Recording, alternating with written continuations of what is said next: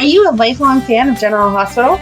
Are you a new fan who wants to know more about the history of the show? Do you enjoy talking about the show with others? Do you find yourself yelling at the TV?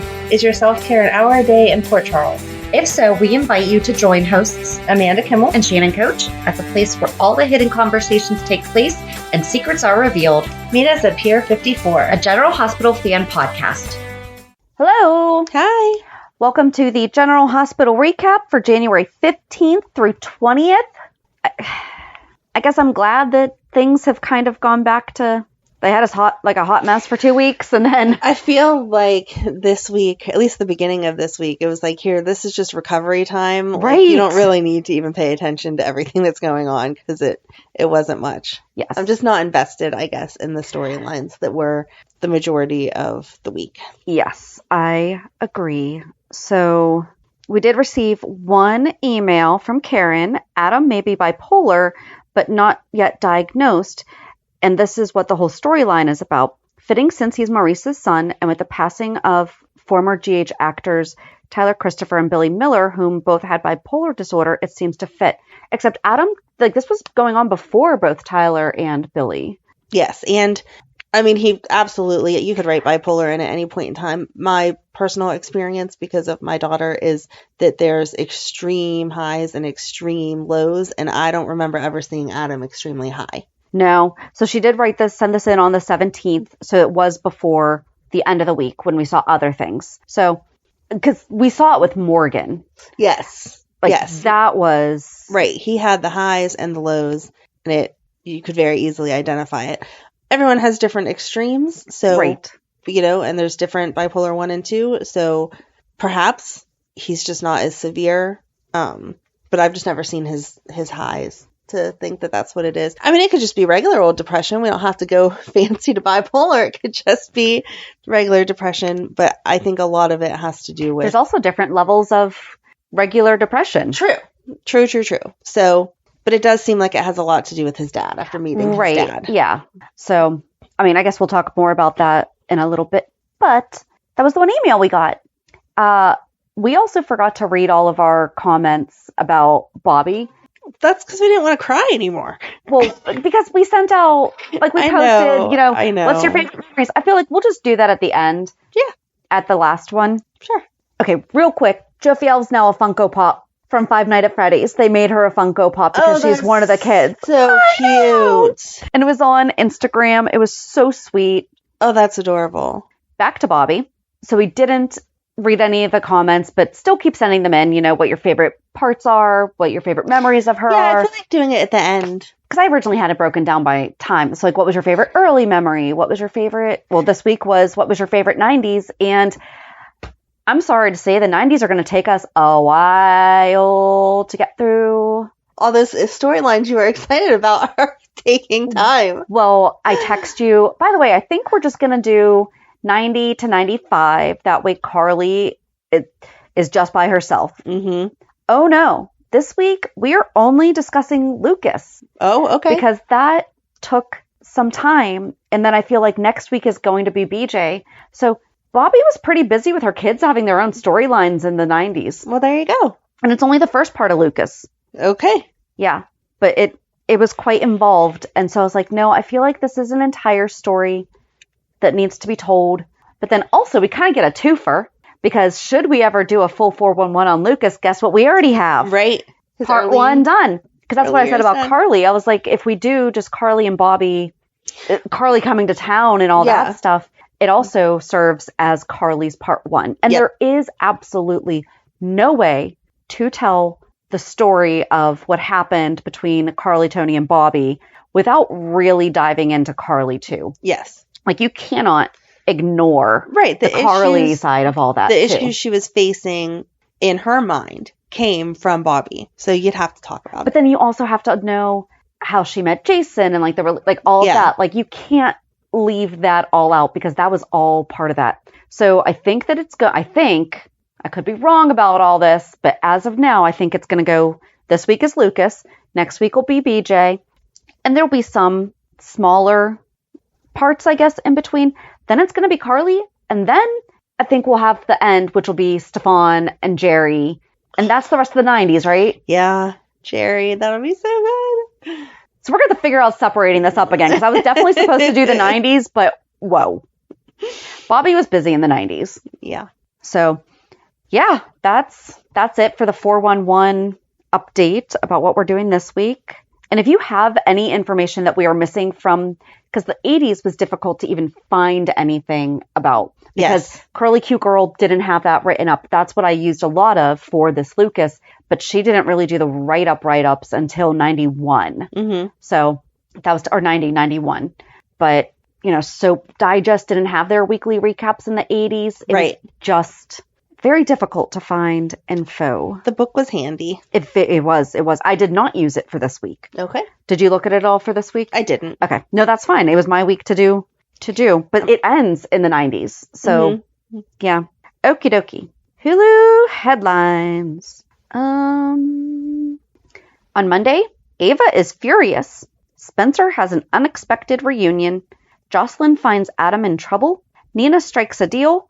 And Sonny reconsiders. Oh, I'm like, what did he Yeah, okay. Tuesday, Jocelyn gets support from Carly. Nikolas decides to protect Ace. No.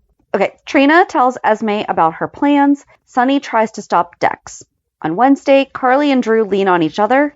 Nina drops a bombshell. Ned and Michael face off. That was a 2-minute conversation that was agreed upon. Yep. Okay, whatever. Esme panics. Finn and Elizabeth come across a clue. Okay. Thursday, Michael prepares himself. Drew and Anna commiserate. TJ updates Jordan. Kristina has a surprise visitor. She has a surprise visitor. Spencer received a surprise visitor. Okay. Okay. Esme seeks help from an unlikely source. And then on Friday, Carly and Sam discuss the recent changes in Drew. Drew makes a big business decision. Dex comforts Joss. Spencer confesses to Laura. And Esme is desperate. Yep. Where do you want to start? It was all kind of boring. I'm sorry. I had very similar. So I watched Monday and Tuesday together on Thursday. And I could have watched Wednesday. And I was just like, Yeah. So then, no, did I? Whatever. There was one other one that I could have watched. And I was like, yeah, because then I watched Wednesday and Thursday on Friday. And then I watched Friday yesterday morning. Okay. I am glad that I watched that one by itself. Yes. Because I was in a completely different mindset. Mm-hmm. So. All right. What was the recap for Monday? Making me pull this up again. Oh, sorry. I thought it was in your notes. No. I switched to just reading it off the Hulu app. Okay. Because it just doesn't make sense for me to. It doesn't. No. Ava is furious. Spencer has an unexpected reunion. Jocelyn finds Adam in trouble. Nina strikes a deal. And Sonny reconsiders. Okay. So I guess I think we should just go through Jocelyn because that was like. Okay. I don't even know that I find it interesting. It just made sense and it kind of went from start to close-ish. Yeah. So she wants to talk to Adam. She goes to his dorm room. But question, what was the start of that? There was no, it was just a panic. Yeah. I'm going to go check on Adam maybe.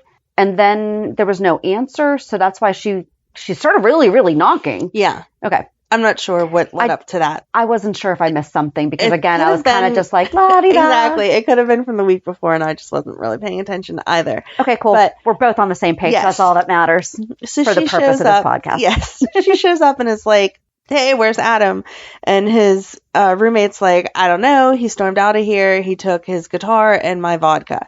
And she's like, oh, no, I have to find him. Oh, I know where he went. And we've never seen him there before. Nope. We've seen him in the hallway of the dorms. But okay.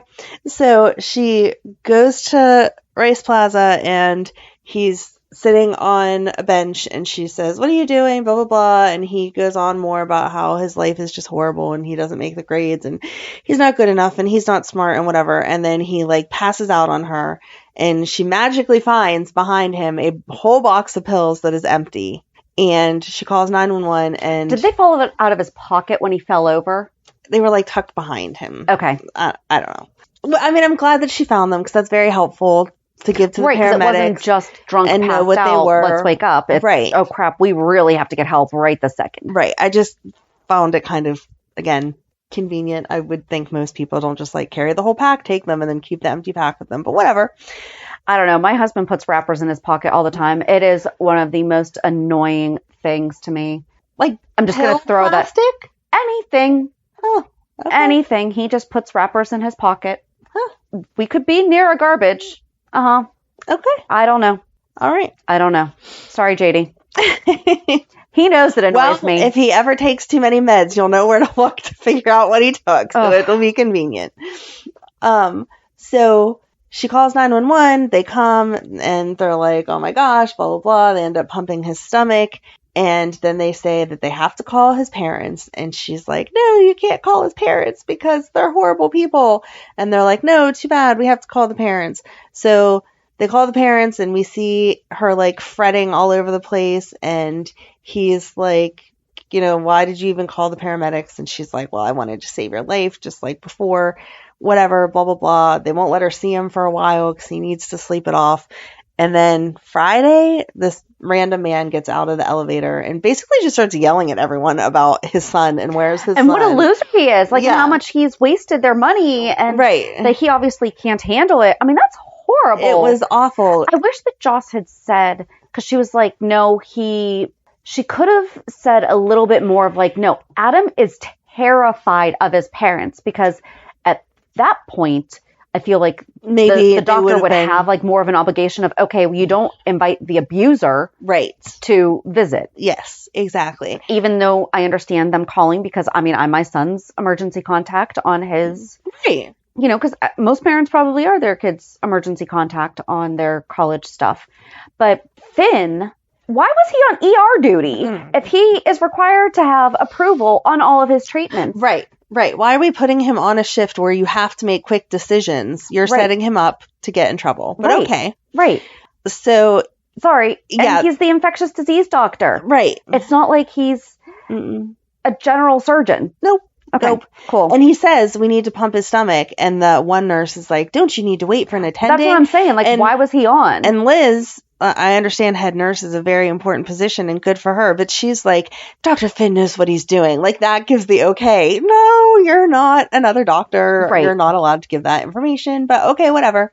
They pump his stomach. All is well. He's not going to die. Whatever. So dad gets there, screams and yells about he needs to see his kid. What's going on? And they're like, well, he needs to have a psych consult. We need to talk to you a little bit. And then Jocelyn yells some more about how he's the reason for all of this and that he needs to calm down and be nice. And the dad's she just didn't like, yell. She's assertive. She pleaded with Portia, but she did go, she thought she was out of earshot from the dad. Yeah. And said, you know that this is not, like, he needs help. Right. And so then Portia says that she wants to run more tests, and that's whenever the dad yells and is like, don't be running up my medical bills for him because he's already wasted enough of my money at school. I don't need him wasting money here. Like, he took some pills. He's fine. And they're like, no, sir, he tried to take his life. Right. And so Joss is made to leave the hospital because she's causing too much of a disruption. I was with Portia and all that, though. Like, if Joss wants to work in the medical field, she's going to have to address that. And she was getting take a class on handling she absolutely her emotions. will. But Portia was being, I don't care that you are my daughter's best friend. You cannot stand here and talk to my patient's family this way. Like, you need to leave. We'll talk about it later, but you need to leave right now because you're trying to help. It's not helping. Yes. Like, you got to get out of here. Right. So Portia took the dad back to her office so that they could go over his test results and all that stuff. And Joss stared in the window like, oh no, what's going to happen to Adam? And then they left. Adam turns away. Yeah. Like, I really wish that he hadn't had alcohol, though. I mean, in general, I wish that he had not, like, felt the need to drink that much. I wish it had just been some kind of a pill, because I feel like they're going to blame the alcohol. Yeah. Not right. No, he was really, yes, he was trying to kill him. Like, he was trying to take his own life. Yes. And the mix of both of those is a quick way to do it. Is a way to do it. Yeah.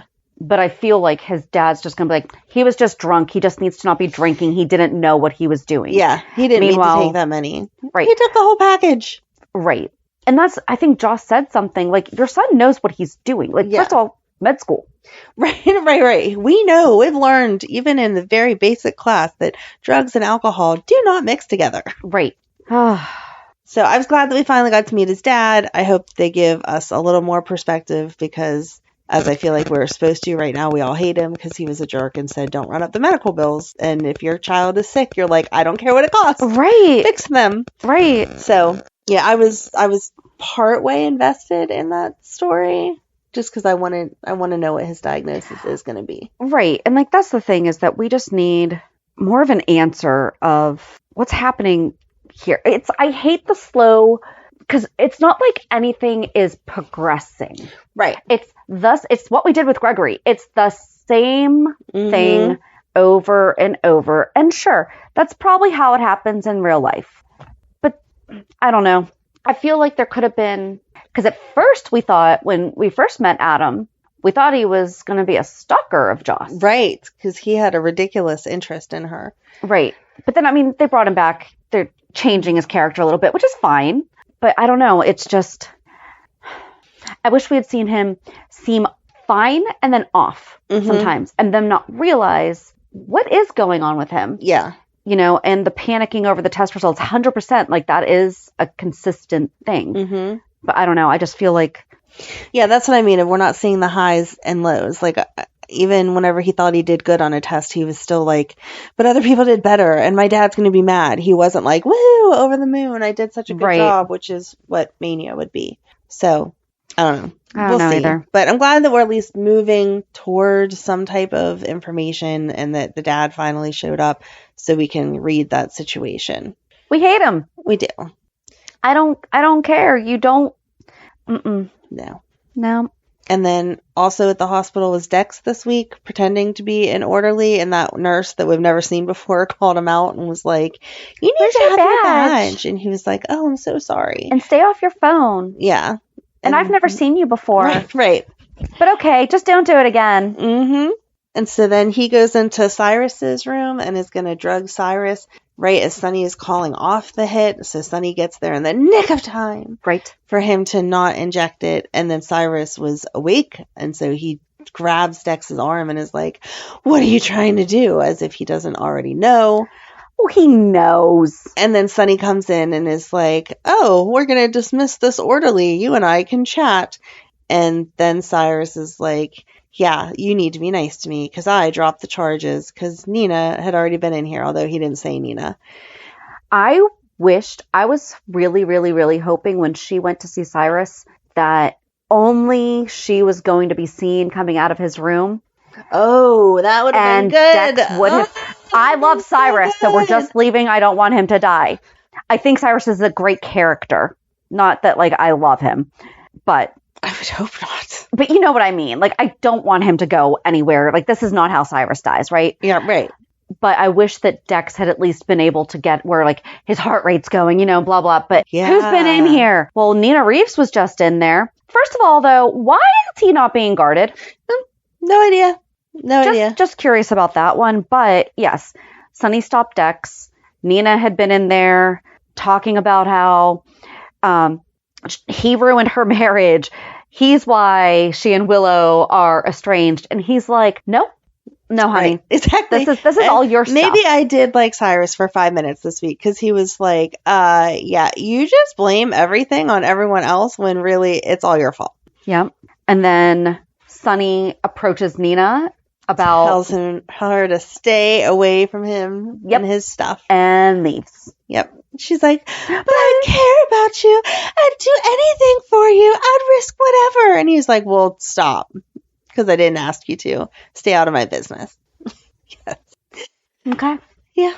So, and then she had a run-in with Willow where she did the same exact thing. I think that's why I was bored. I'm sorry. We all know I don't like Nina, but for real this week, all she did was have the same conversations with people. So then before that, I think she went to Willow and was like, Willow, you have to talk to me. I'm your mom. And Willow's I will always be here for you when you change your mind. I don't want to talk to you.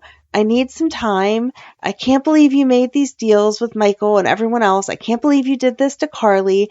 And she's like, but we could have a fresh start. She even told her Carly did what I said because my response to you as a person was, I hope my mom is not like Nina. Yep.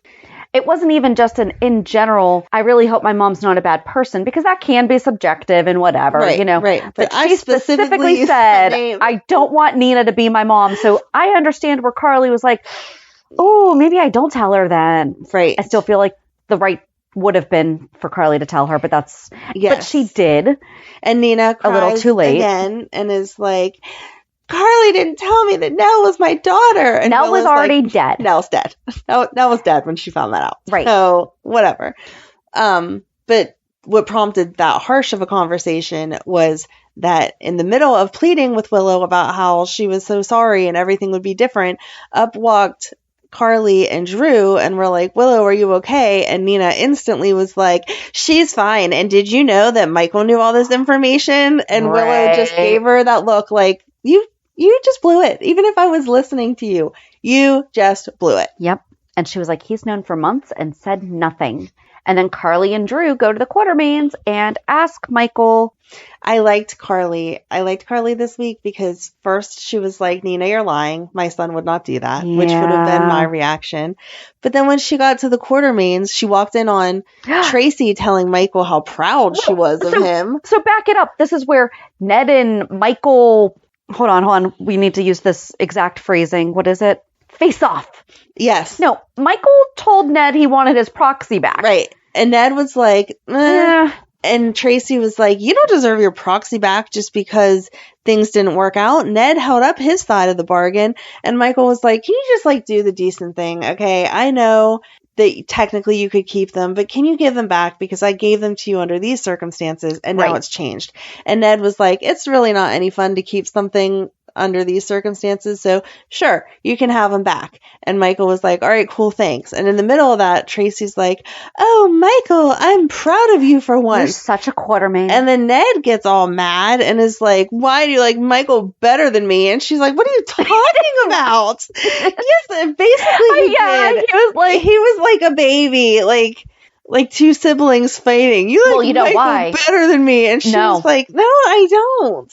She compared Michael to Edward. Yes. And that is the ultimate compliment. And even though she has compared Ned to, I think that he's always thought that was reserved for, I will let you know when you're being like your grandfather.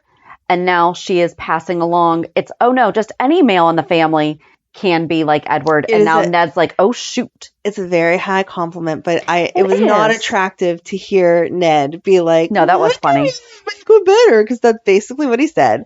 And she was explained, no, it's a compliment that any Quartermain man could have. Your brother has no interest in this life, and I believe. Oh, hold it. I wrote. Oh, come on. I wrote this down somewhere. Dylan doesn't have an eye for business, and blood doesn't matter. Leo, like, she adores Leo. Yes. I was like, we know this, but for her to sit there and when it was just the two of them, be like, no. Right, like, for her to Leo admit it, is. Because in the beginning, you saw where Leo would come up and she would be like, what do you want, kid? Right. And she would let him talk and then be like, okay, the grown-ups are speaking, like, go away. Right. And now she's like, Leo wants this for dinner, so we're going to have this. Right. And Leo this, Leo that. So like, she was talking about the future of Leo being a Quartermain in this life. Right. You know, and she wasn't saying he's never going to be a part of ELQ, but she also wasn't saying he is going to be a part of ELQ. And she's just like, wherever he winds up, I adore him. Right. You know? Yes. And so she's like, so it's you and Michael right now carrying on the Quartermain name. So I am excited that Michael is doing some things grandfather-ishly. Right. And esque. There you go. Not Lee, because that would mean he would be a grandfather. Yeah. Esque he is channeling his inner Edward. Perfect.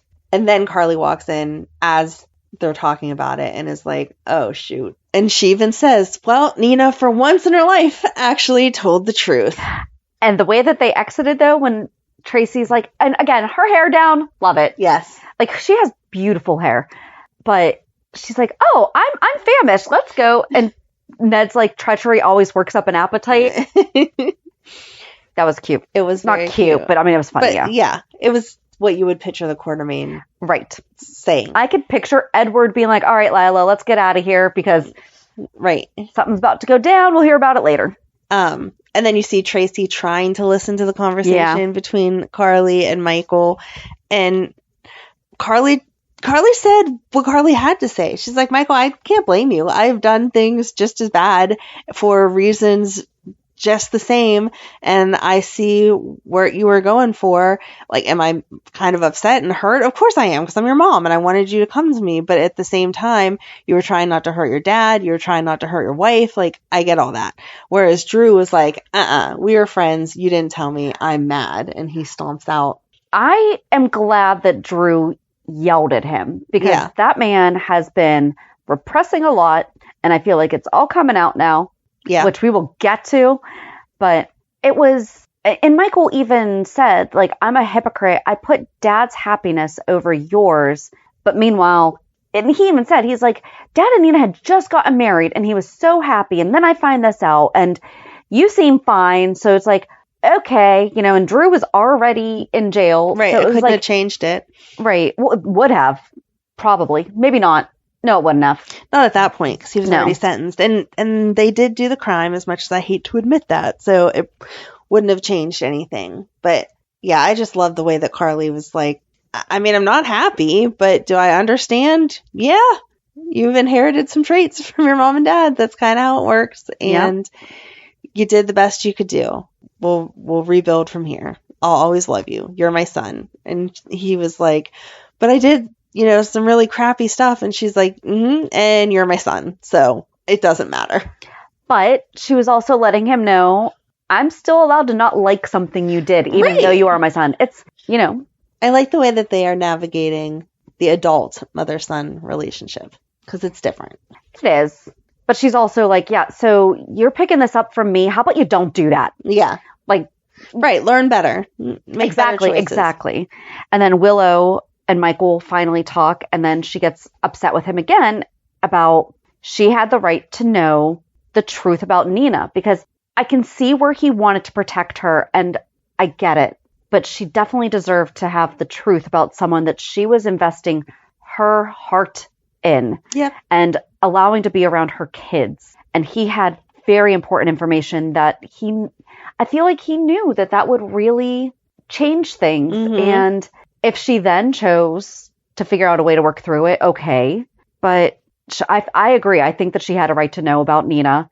But I feel like they kind of worked through it-ish. Right. Like, they're definitely not back to being all lovey-dovey, but this is not going to be the end of them. This was really their first fight. So I think it's quite a doozy, but it really was their first fight. It was. And then you throw Wiley in there. Daddy, when are you coming home? Can't you read me a story? And so, they're going to have some moments where they look at each other and then end up smooching, and all will be well. That was Monday when Michael called Willow at the hospital on her phone. I know that you're stupid. Right. He's stupid. Like, I know that you're busy, but we're having a puppet show right now. So when you get a video, you guys still have your phone numbers in each other's phones, right? Yeah. You didn't change his phone number. Right. That you're going to get a really random video. Right. It's not random if it says from Michael. Right.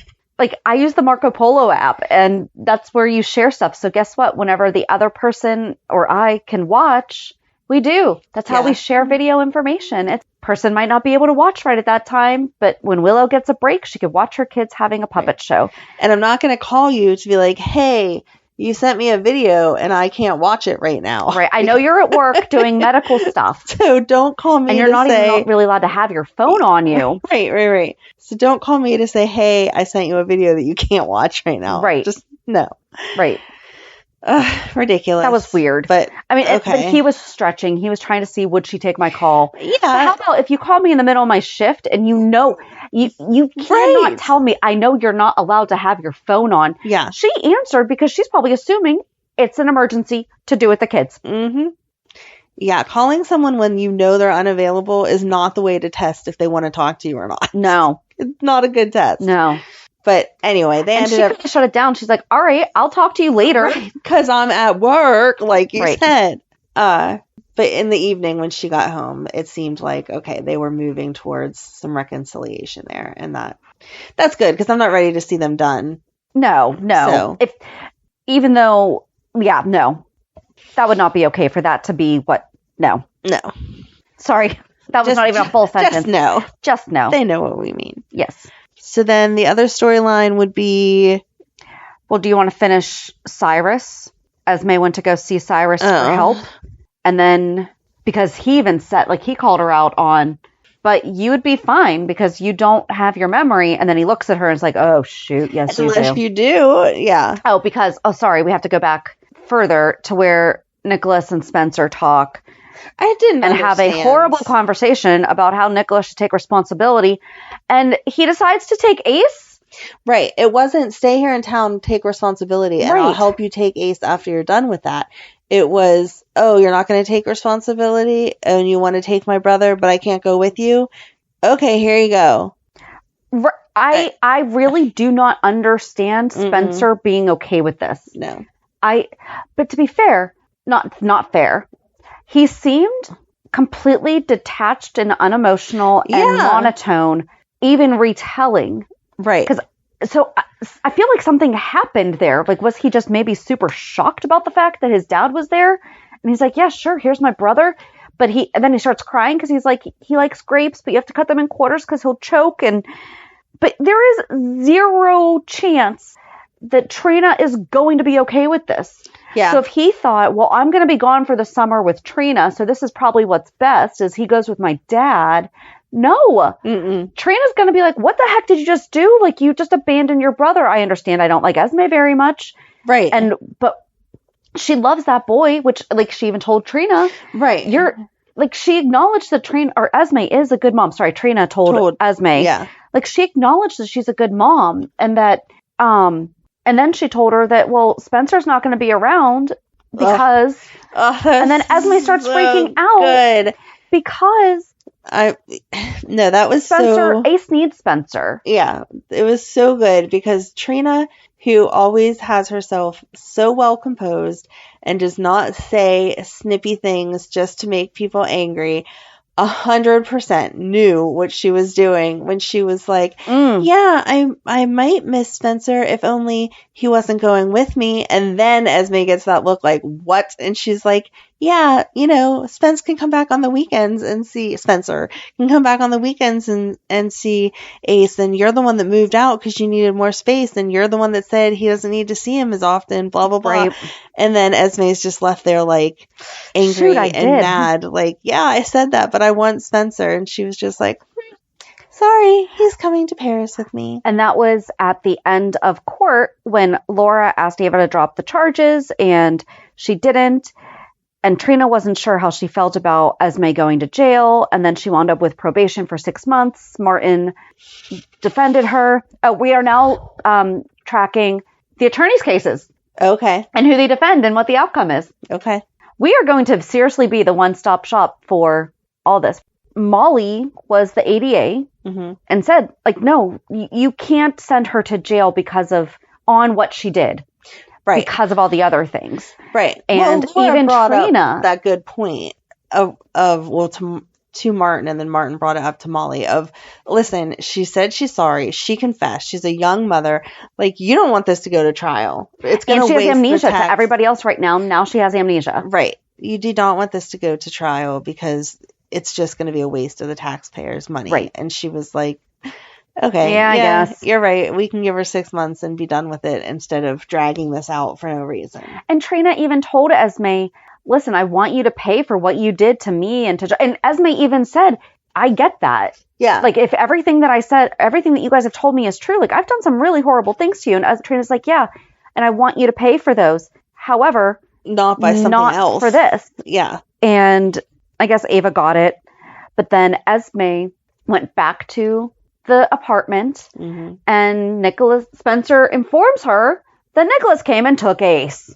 Right. First he like holds her up like, wait, let's talk. And then she's like, no, I'm taking my baby and going home. And she's like, he is like, actually you're not, because I let my dad take him. I still don't understand Spencer's. I don't either. If he would have said, I'll come hide at Windermere with Ace for a while. I Yeah. just have to let Trina know that's where I'm going or something, anything. But to just be like, okay, Dad, we just sat here and had a conversation about how much I don't trust you, how much I doubt your parenting skills, how much I doubt that you can love anyone other than because yourself. Nikolas told him about what good times they had when they were Yeah. younger. But Spencer has repeatedly been like, you were not there for me. Right. And I does had he the really fun think times with that, the butler. and does he really think that Nikolas taking Ace on the run is what's best for his brother? No. Nope. So yeah, I didn't understand why he let Nikolas just take the baby. But then Esme is like, all right, I'll go talk to somebody. I have resources you don't know about, which she didn't. So she ends up at Cyrus's and is like, hey, I need you to help me. The baby is your family. Don't you want to help me take care of it? And I'm like, technically Spencer's his family too. So I'm not sure what side he wants to go on here. But she knows what side Laura's going to go on. So Yeah. that's the thing, is that so you want to get in good with your sister. So you're going to help me because, that's what Laura's going to want. And Cyrus summoned Laura and Spencer. That was great. You have to like Cyrus for that. That was great. You have to agree. I'll give him that sign. Or he was that like, scene. so here's the deal. Spencer, where's your brother?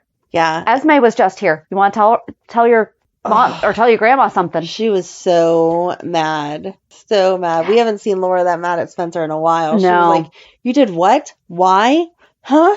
And he's like, grandmother, Ace will be better off with him. And she's like, are you insane? What are you talking about? Ugh. And I do think that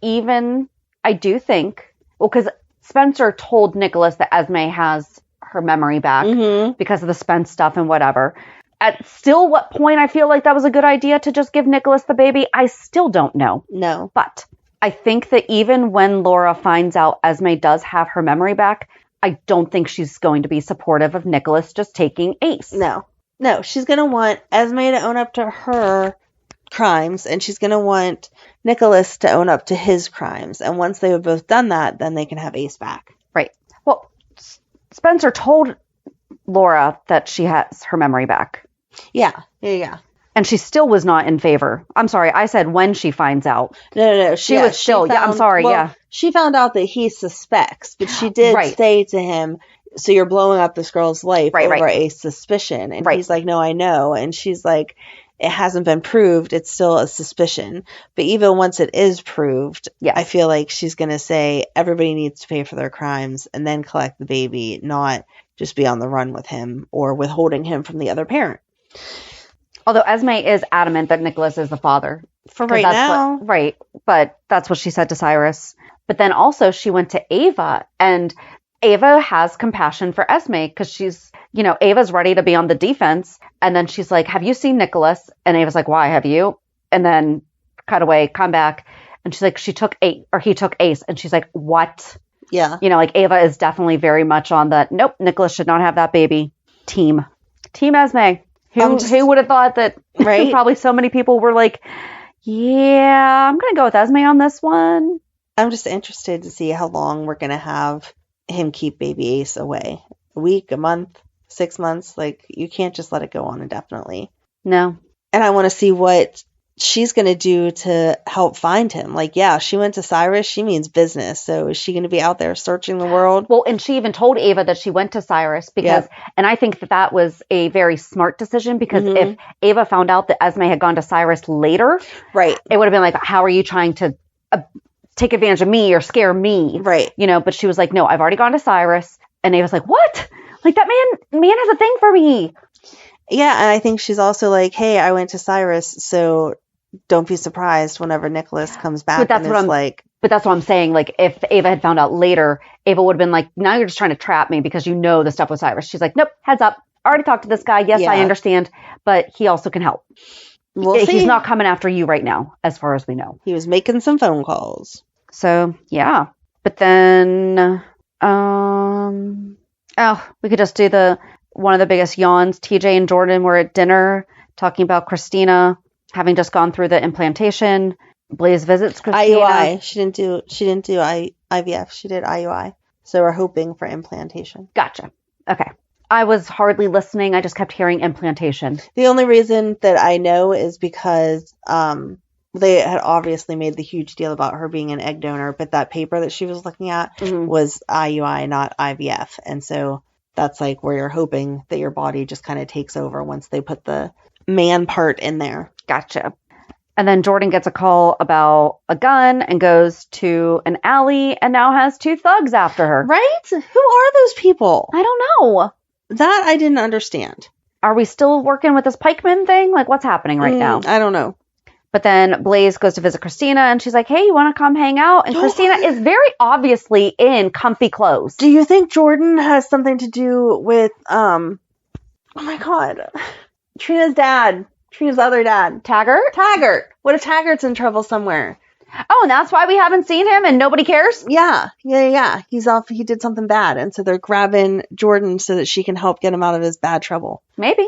I would be okay with that. Because the last time we saw him, he was drinking and crying. Right. So chances are he went and did something stupid. Because nobody's been checking on Taggart. Nope. I would like that because I want Taggart to come back. Right. I doubt it. That's what I want. So that's why I just wrote it that way. So you have to say, Yes. No, so I agree. Do I want it? All right. Yes. All right. Good. Now write that in, please, guys. But yeah, Kristina and Blaze are at the age where if you see me in comfy clothes, I'm staying in comfy clothes for the night. I'm not going out. Yeah. No. I thought maybe you'd want to get ready and we'd go out. No. I'm in sweats. Right. My hair's in a ponytail. Right. I just want to sit here. If you want to come in and sit here with me, you are more than welcome to watch whatever I'm binging with me.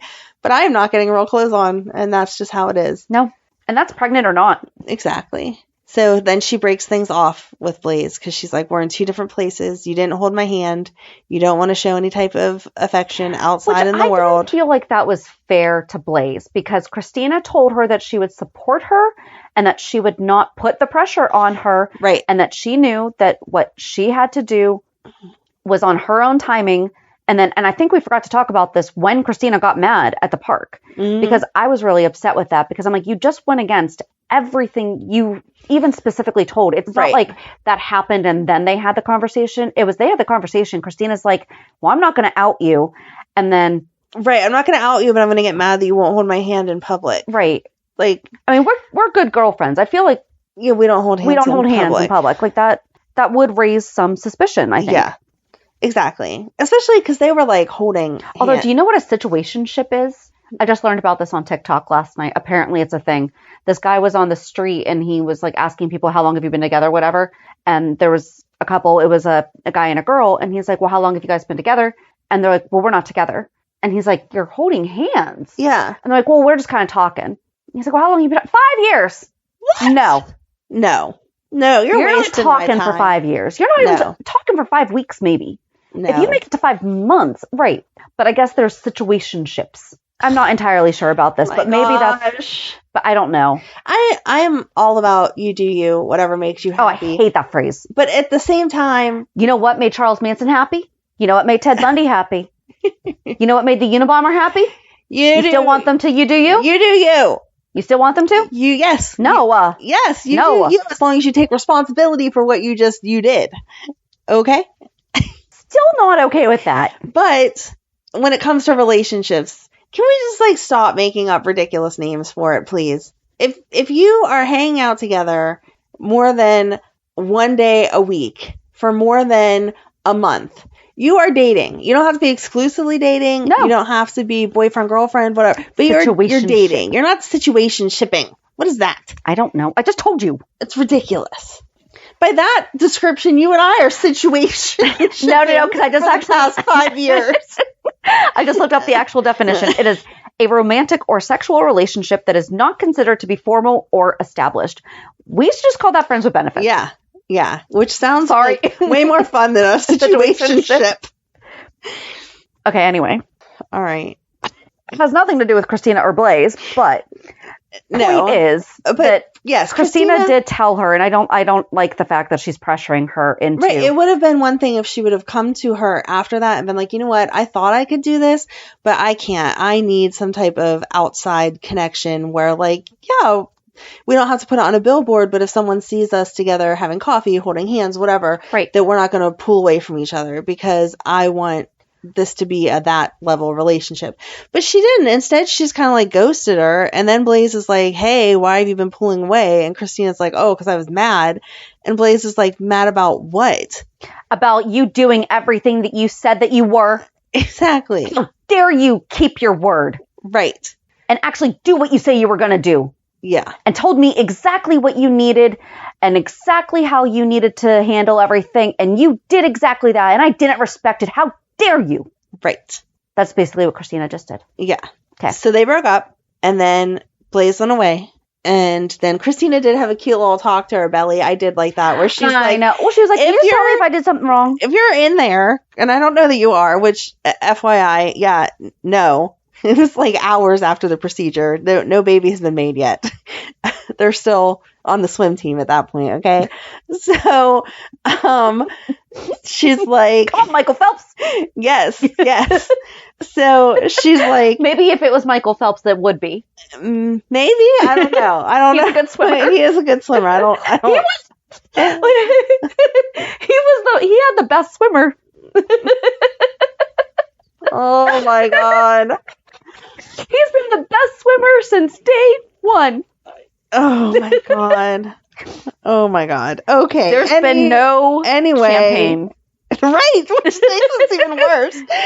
Anyway, so yeah, so nothing's gone on there yet. But she's like, if you're in there, I don't even know what's in there, but if you're in there, can you just tell me, did I make a really dumb mistake? Because you're the only other person that heard this conversation. Right. That was sweet. It was cute. Yeah. It was super cute. And I like the fact that she was like anti-Kristina. Like, right. I want them to have the bond of a good aunt. I do not want them to make it, which I think they're going to just because they have to make it weird. But I don't want her to be like, this is your mom, blah, blah. Nope. It was a total, like. They just need to have the Phoebe situation. That worked out really well. Right. She talked to the baby the way that she talks to like Scout and them like, I am your aunt and let me just tell me if I did something stupid. But anyway, then Blaze comes back and she's like, yeah, I don't want this to end this way. Can we just like hang out tonight and talk about this? Cause I can hold your hand. I didn't like that. Can't put everything out there. You didn't like that? No, because she was doing something that she's not she was saying that she would do something she's not comfortable doing yet because she was I felt like she was caving under pressure. No, I felt like it was a baby step. It didn't come about the right way because Kristina did kind of throw it. That's what I'm saying. But, like, that was her response. It's fine. I guess I'll do it. If you're not comfortable, don't. But I know. See, I took it the other way. If she was like, listen, I don't want to lose you. And so I'm willing to compromise, but you still can't expect me to compromise all the way up to this level. And Kristina was like, okay, I don't want it on a billboard. I just want to hold your hand sometimes because I like you. Right. So I felt like it was a compromise. I don't know. I don't want it to happen on like major things, but I'm okay with it at this level. So they're together, hanging out, chilling, hoping that the relaxing all cool IUI and all works. Some people up. Oh my gosh. So today, I thought of you today. So we drove past, this is like an early reality check, but it's not a reality check. It's just one of those things I have to interject because Shannon's ridiculous. We drove past a bad accident today and we felt bad. Gosh, what? No, let me get there. So I'm saying the Fresh Prince of Bel-Air, and this is where we're going. Yes. Okay. We drove past a bad accident, and so that took us to the topic of like, obviously, I hope the people are okay, blah, blah, blah. Like, where's the ambulance? And we saw the ambulance coming, like, as we were driving down the road more and stuff. And so, Ryan said that he has stopped at bad accidents before to make sure that people are okay.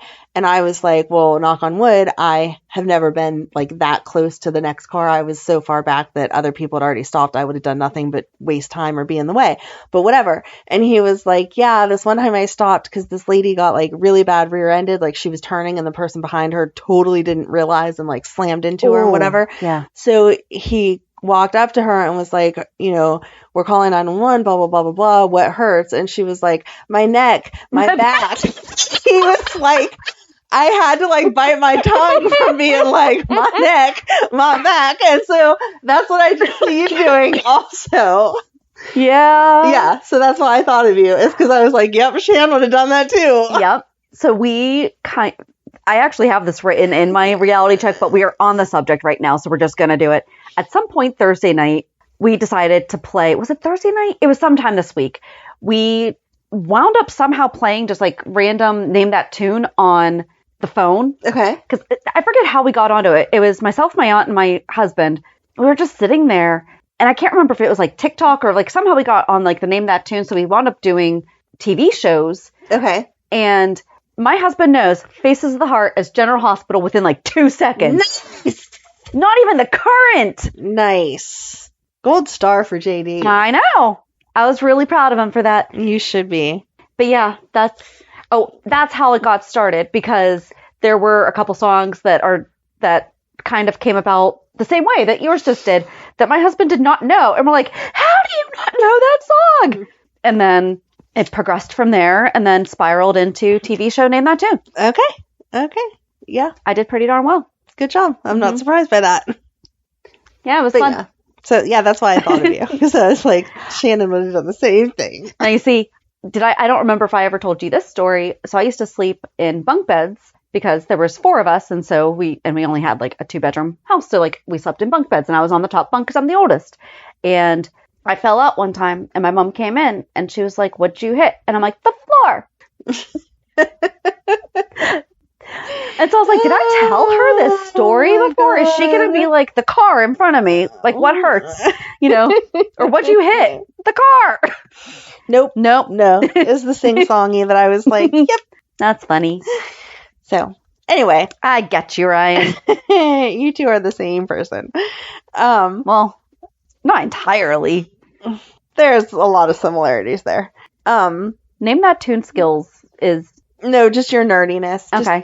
Just your nerdiness. I had to go to the doctor and he came with me and the doctor had like the little hat thingy that they wear, but it was all the constellations and he instantly is like, I like your hat with all the constellations. And I'm like, shut up. Can you just not nerd out for 1 minute? We're at the doctor. Mm-hmm. Yeah. See, you can't say, oh, I wouldn't do that. You're like, oh yeah. My first day of Earth Space Science, and since we had a planetarium in the high school and I knew all the zodiacs, and the teacher was like, who knows these? Yeah. I'm like, I do. And okay, I sit there and I let it be quiet for a while. I am not the first person to raise my hand with an answer, but I'm also not going to say it if no one is answering after 15 seconds. Mm-hmm. Yeah. Yep. So the doctor went on about how he's a Gemini. He has a tattoo of the Gemini, whatever. And I'm like, okay, can we get back to like just finish the doctor appointment, please? I don't need a lesson on the constellations. But yeah, you'd have done that. So yeah, you two are the same person. Yeah. But anyway. I like to learn. Uh-huh. You're cute, dorks. I obviously like you both. So we're fine. They have the more you know. Yep. I took that to heart when I was younger. There you go. All right. Anyway. So Anna is all on the more you know kick. I felt like that was weird. I don't know why he had to talk to Anna. That was weird. I kind of liked it because they're both struggling with the same thing. They are struggling, but I just don't see them in the same places. But that's the thing, is it wasn't like they were really talking as friends. They were basically both talking like, okay, so are you okay right now? Because we're kind of going through similar-ish things. We have similar backgrounds. What's going on? And she's like, well, I'm reading this book, and it is a legit book. It is Never Get Angry Again by David J. Lieberman. It is the foolproof way to stay calm and in control in any conversation or situation. Well, I need that book. And it's an actual book. I need that book. I need it like subconsciously fed into my brain. He understands that a change in perspective is all that is needed to help keep from flying off the handle. And Never Get Angry Again, he reveals how to see anger through comprehensive, holistic lenses, illuminates the underlying emotional, spiritual, and physical components of anger, and gives the reader simple, practical tools to snuff out anger before it even occurs. Yeah, I don't think that's going to work for me. I don't feel like that is what Anna is struggling with. I don't feel like Anna has an anger problem. She's angry that she shot Charlotte because she should have never been put in that situation. But her anger is not what caused her to shoot Charlotte. Correct. So that's not... Yeah, I'm not sure. Yes, she's angry, but it's not like we're now seeing Anna being an angry person. Right. She's devastated. Rightfully but she's so. She's not short-tempered. She's not flying off the handle. She's not being impulsive. Mm-mm. At least not that we're seeing. Mm-mm. But then Drew's kind of like, but Drew is. He is. We've been seeing Drew be more that way. Yes. But then we go to Nina's office in Crimson. And first of all, her stepping off the elevator and like taking that breath, like what was she preparing for? It's her office. Yeah. So she's just Maybe like, it was the all right, comfort level. I guess I just have to get right. So, Maybe it was okay, a comfort here I am. I'm in my place. list. I'm in my zone. I'm Everything's good. going to be okay. 'cause Okay. I'm home. Gotcha. And then she walks into the office, and there are men packing up her things and moving boxes. And she's like, what are you doing? Knock it off, blah, blah, blah. And they're like, yo, we're just doing our job. Stop yelling at us. And then in comes Drew, and he's like, yeah. I ordered this. So I'm shutting down Crimson. And she's like, but what about the people? And he's like, you can decide. Either I can shut down everything or you can just resign, make a decision. And she's like, okay, I'll resign because my people. And he's like, exactly. I knew you were going to do that. Not because you're a good person, but because you want to pretend to be one. You sped through that so quickly because it was so good. It was so good though, because she's like, you can't do this. He's like, actually I can, because Aurora owns Crimson. Never even occurred to me that this could even possibly be happening. I was sitting there on the edge of my seat. I was like, my gosh. I was like, so what's going to happen next? She has to be like mentally freaking out because she promised Cyrus something to do with him being able to like preach and speak if he helped her, if he dropped the charges against Sonny. Right. That he was going to have like a platform to have his voice heard, which had to be through the magazine because that's the only media source she has. Right. And now lost it because of Drew. But then he broke down and like she was like throwing him at him like, but this, and he's like, no. He said, and no. Oh, there was something else that she said. Oh, she was like, first of all, he just straight up said, you're fired. He wound up getting there to the... Yes. But he was like, you're fired. You're out of here. Bye. And she's like, at least Michael can keep his emotions away from the balance sheet. No, he can't. No. But then... but I loved it best because Drew's kind of just like, I don't have to. It's mine, so I don't have to. He's like, well, Michael works for us, but I own it. Right. So he doesn't really get a say. Because she was like, what do you think Michael and Willow are going to say? He's like, don't care so much right now, but thanks for asking. Right. And then she was like, how could you tank Scout's legacy? And he's like, do not dare talk about my daughter. And then he called her out on all the ways that Carly was better than her. And including down to her and Sonny, their bond, although dysfunctional, is unbreakable. And you will never have that. He did it all. Yes. And then he was like, and then she said, but all these people are going to lose their job. And he's like, well, here's the deal. If you sign this letter of resignation, I will keep them. And she's like, I saved this company when Julie and Jerome was trying to intentionally tank it. I saved it, blah, blah, blah. No, Maxie. Right. Yes, Nina did do a lot to save it. I will give her that. She did put the effort in to learn, but Maxie already knew everything and was like, here, let me help Maxie you. Yep. Because. Yep. And then she's like, you're never going to find anyone who can run this like me. Who's going to? And I actually thought that he was going to say that he was giving it to Maxie. Yeah, that's what I did too. Because he likes Maxie. He does. So that's actually where I thought possibly Sam, just because that way Sam and Maxie could maybe work together. Because they're best friends. Right, exactly. Carly looks amazing in green. Can we start seeing her more in it? I mean, she looks gorgeous in blue, but we see her in it all the time. That woman has got that power walk down. Mm-hmm. She did that in the room with the mafia, with the families, and the way that she walked in there, boom, did not see that coming. And he's like, meet the new head of Crimson. Although I'm kind of on the team of, okay, but Carly doesn't know what she's doing. So what the heck's going to happen here? But Carly has no problem asking for help. Well, and that's the thing, is that Carly knows to hire the right people. Yes. She's a good manager. She is. So she is. I am not a fan of the just delegate, but she needs to know this. But I wouldn't be surprised because Maxie's stuck over at Deception where it's all crazy because of Tracy having control. She's complaining about not having money. That's why she had to borrow some or was going to borrow some from her parents. Yeah. And why Spinelli, even though she doesn't know that, moved in to help. So if Carly came along and was like, hey, I'll bump you this much or I'll give you some stock options or all whatever, you want to come back. But she knows that Brooklyn's working to give her the company back. I understand, like, she's going to be put in a tough place. But this is also kind of, if Nina says a single thing, well, Nina, you just got a restaurant without knowing anything about it. Or we could have Lulu wake up and she could go back and remember the stuff that she knew about. And that would be cool to see Carly and Lulu. So she's just going to come out of a coma and automatically remember exactly how to run Crimson. I hated this job, but Maxie taught me this, this, and this. So let's do that and it'll be a success. That would be great. That would be great. That would be great. Okay. I like it. Okay.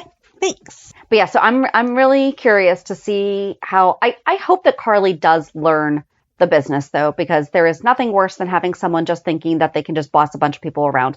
You still need to know the industry that you're working in, even as maybe she could hire. Especially if she's going to be the editor. Maybe she could hire Nina at a lower position and then boss her around all day, every day. What's happening to Shannon? I'm sorry. Nina's assistant. Can I be Carly's assistant now, please? Sure. Can Shannon keep her job? Right, especially if you did it competently, which I assume that you did, so you'll be helpful. Yes. Like, I will train Carly on how to do her job. Like, just so you know, you have a meeting on this day. Yes. Let me help you. Okay. All right, you're keeping your job. Sweet. You're welcome. Thank you. Mm-hmm. And before that, we just saw Carly hiring a new manager at Bobby's, which I thought was fair because she's going through like a lot of emotional stuff right now, even though she's been running Kelly's Bobby's. Did you see that the neon signs changed already? No, I did not. Yeah, they changed the neon sign in the window. Sam comes in and is like, I guess you don't really like that person now, do you? Yes. And she's like, I just don't know how I'm going to hire someone. Do you want to be a manager? But Sam's like, no. Yeah. And I like the conversation that they had about Drew because, first of all, Sam's like, but we've had this on the book. She's like, yeah, something kind of just popped up. I don't think you're going to see Drew. And Carly did say, I really don't think that Drew was trying to undermine you. I think he was just really excited about the prospect that he was able to do this for his daughter without really thinking about everything, like most men. Yeah. They don't think about the whole picture. They just go, because, I mean, Drew had the right intentions with Scout going to the school, but he just wasn't thinking about her friends and like all that stuff that moms do think about. Right. Yeah. I'm excited. I am too. I was, yeah. It was I was there for all of it. It was the perfect ending because, like I said, all through the regular week, I was like, okay. Like, I know we have to move these storylines along and like account for this and that. Oh, we didn't talk about Finn and the the other. I didn't even write it down. Finn had the other doctor come. The other doctor said, I can't talk to you about this because of HIPAA. And I was like, thank Dr. you for Sawyer. remembering. I did write it down, Dr. Sawyer. And then he was like, well, what if we talk in hypotheticals? And he was like, well, what if we kind of talk? And she's like, no. And then Elizabeth's like, wait, can you just like take a step back and listen to what's going on here? And then after Liz said that, he was like, we could talk in hypotheticals. And then she was like, oh, okay. I liked that she said, I've learned to listen to the nurses. And so then they had a whole conversation that basically said, she had already told this dude that he had cancer and he didn't follow up with oncology. So it was not Finn's fault. It was the patient's fault, like we said. So yay for Finn that he will hopefully win this lawsuit. But I wasn't really interested in much that happened this week. And then whenever the last scene was Carly getting crimson, I was like, that was a good Friday cliffhanger. That was amazing. And to you, Nina. What's she gonna do now? Yep. What is she gonna do now? I really can't wait. I mean, she still has her half of the hotel, but I really can't wait for Cyrus to be like, you can't pay me for my help. I'm going to go put the charges back on Sonny because what's that going to do to everybody? Yikes. Ooh. Is it even Cyrus's decision, though, to drop the charges? He said that he can't officially drop the charges, but because the law enforcement has the right to press charges, but without a key witness. Yes. Okay. It's not going to stick well. Yes. That's he was going to refuse to testify. Oh, we didn't talk about Dex and Joss had that conversation when she was freaking out about Adam. Oh. And he's like, Adam's just going to have to learn how to get away from his parents because the only way that Dex found peace was when he walked away from his family. Yep. So I feel like we're going to get some more answers this way about Dex also. Yes. So it's going to be interesting because I feel like Dex, from the impression that I have been under with Dex, was that Dad was more blue collar. Right. But I'm kind of wondering, was Dad more white collar, stuffed shirt, like Adam's dad? Because, or what, Yep. So really curious to find that out. I'm really glad that he didn't kill anyone this week. Yes. Good job, Dex. Yay. Okay, I think that was it, though. Okay. Reality check. So how was your week? It was good. It was pretty uneventful. I took Megan to the doctor again for her heart stuff, and they're still saying the same thing of they think that she has to have medication or surgery, but they haven't been able to capture when her heart does the weird thing. So they're waiting for results from another monitor, blah, blah, blah. And I'm just like, okay, let me know whenever you figure it out. It's not going to kill her. That's what matters. So here you go. That's where my brain is just staying at. She'll be fine. I trust doctors, but I feel like I would be having a really hard time trusting that an issue with the heart. I guess I trust. How are you doing with all of it? I guess I trust it because Emily has something not similar, but the same type of deal, that her heart has a weird rhythm. Okay. But the only time that you can catch It's it, the rhythm of the heart. the only time that you can catch it is whenever she has a fever. Okay. Whenever she has a fever, her body reacts, and then when they do the EKG, they can see it on the EKG. Megan's is more complicated, that the regular EKG doesn't catch it as easily as the heart monitor does. I don't know. So Okay. I'm trusting the doctors. Neither of them are acting like they're dying. So I'm like, okay, we're okay. Yeah. So that is that. And then yesterday I took a mental health day from work, and we went out to breakfast, Ryan and I and the two younger girls. And then we all went ice skating, and Matt and Julie came. Oh, nice. Ryan had never been ice skating before. Madeline, I don't know if she's ever been, or if she did, she was too little to remember. And they had been asking their dad to take them for the past couple weekends, and he has been too busy to follow through. So I took them, and it was fun. But my arm is a little sore from holding on to the thing to not fall. Because I feel like if I was there by myself with nobody watching me and no kids to be responsible for, that I could do it. Because, like, I can stand. I did not fall at all yesterday, knock on wood, blah, blah, blah. But because of all of that responsibility, I feel like Your body was have tense. to stand here. I have to catch you as you're coming around. Madeline had one of the little walker thingies that you can get. She was flying all over the place. Matt's a really good skater. So is his girlfriend. Ryan definitely held his own. Megan and I were the ones struggling the most. Megan has really weak ankles, though, and I feel like ice skating, you need to be able to be stable on your ankles. So I'm not sure that she's ever going to quite get it. But it was a fun experience as a family to get out there and see everybody's different abilities. Got some cute pictures, and there you go. I wanted to be an Olympic figure skater in the worst way, but we moved too much for me to take consistent lessons. Yeah.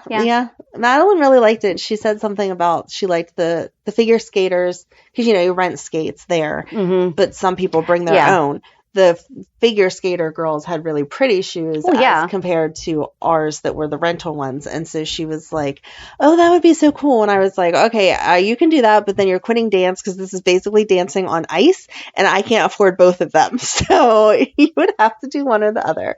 So we'll see if she switches after this dance season to try to do more ice skating stuff or what. But she had convinced Matt's girlfriend to take her again today. So we'll see if by the end of today she hates it or loves it even more. So I'm just praying for no broken bones because we are entering dance has she fallen season. yet? Because she fell yesterday. Okay, good. And she good, but I mean that. Yes, she fell and she brought Matt down with her. That's how unsteady she was. But neither one of them got hurt and they were able to get back up. Okay. And she was like, if she somehow, luckily, knock on wood, hadn't fallen yet, it's like, no, that's kind of the test is right. You have to be able to fall. Yeah.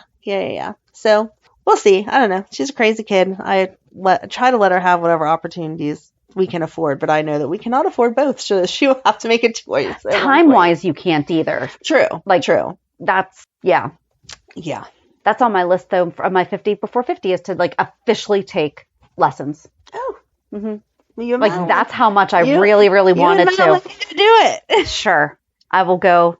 I was actually just going to hire somebody because I don't want to be the only adult in a little kid's class. Whatever. Yeah. Anyway, so how was your week? Had a lot of crazy stuff happen.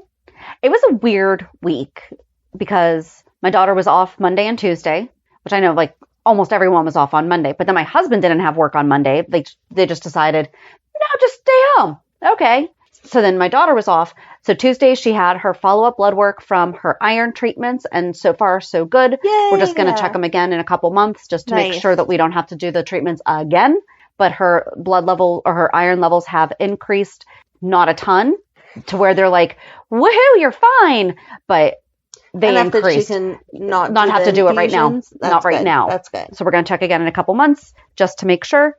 And then after that, she had her written order for her social skills group, and then we had her treatment team for her social skills group all in one day. It was Wow. great. Yeah, it was fun. And then I'm exhausted for you. I know. And then Wednesday they had a 2-hour delay. And then Thursday they had nothing. And then Friday, because her school goes off of, so our school district provides the transportation to her school. Mhm. But so when our school is on their remote days, she just doesn't have school because her school doesn't do remote. Because there could only be, Your school didn't cancel on Friday anyway? they wound up canceling. Oh, I was going to say, Right. because usually a lot of districts follow what Pittsburgh Public does, and where her school is located is close enough to Pittsburgh that I feel like the school district that it is in does cancel a lot. So I Ish. assume that they followed that. They service 40 school districts. Okay. So I think they would also do like a percentage. So like if ours and maybe 1 or 2 other ones canceled, but not Okay. everyone else did, then the school would not close Okay. because then they also have to make it up. Okay. And where her school already has so many extra built-in okay. days that makes off, sense. like they were off on Tuesday, but that was for students because their teachers have to do more training than That makes like sense. they have other things that they have to do in addition to typical teacher trainings. But on Thursday, she started a new work program at a local fudge place. She'll be doing it twice a week during the day.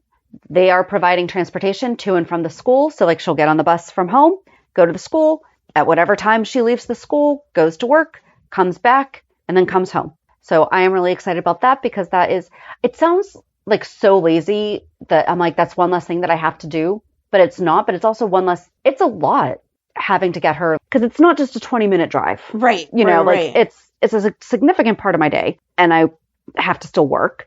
And it's another way of her getting more independence that it's one more thing that I am not the one that is solely responsible for getting done for her, which just about everything else I am. So it's Yes. like, no, you're doing this with your peers from school. So you have another staff member that's going to be going over all of this with you, you know, and I get reports and like, we'll talk about it and everything, but it's something that she is going to have to learn how to manage more than I do, if that makes sense. Oh, and we talked to her attorney. It's going to take another 5 to 6 months before we get a hearing. Oh my God. And she turns 21 in September. So that's not going to be fun. No, it is not. I'm But sorry. Yeah, I mean, that's the other stuff that I have to be busy doing is all Right. that other stuff. It's not like it's just Yep. transportation. Nope. But I know that there's something being done about it. Well, trying to be done about it. So it's just a matter of, because that's like really one of the biggest barriers Yeah. in her being independent is reliable transportation. Right. On top of all the other like administrative things, but whatever. So yeah, join us on Thursday as we get started on Bobby Part 2, and this is going to be the beginning of Lucas. Okay. So have a good week. And we'll meet you at the pier. Bye. Bye. If you enjoyed today's show, we invite you to go to peer54podcast.com to subscribe on your favorite platform. Don't forget to leave us a review. And you can also follow us on many social media channels. Just search for Peer 54 Podcast. Also, we are not perfect, so if there is something that we missed or messed up, just let us know by emailing us at peer54podcast@gmail.com.